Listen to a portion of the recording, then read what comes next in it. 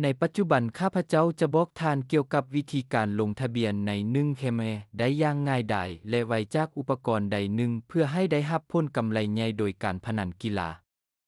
เปิดตัวท่องเว็บในโทรศัพท์หรือคอมพิวเตอร์ของทานพิมพ์1 เคมในแท็บค้นหาและไปที่เว็บไซต์อยู่ที่นั้นทานจะเข้าไปในเมนูหลักเลือกปุ่มลงทะเบียนข้าพเจ้าแนะนำให้ทานเลือกทางเลือกอีเมลเพราะว่านี้แม่นการลงทะเบียนอย่างเต็มที่กับการปกป้องข้อมูลของทาน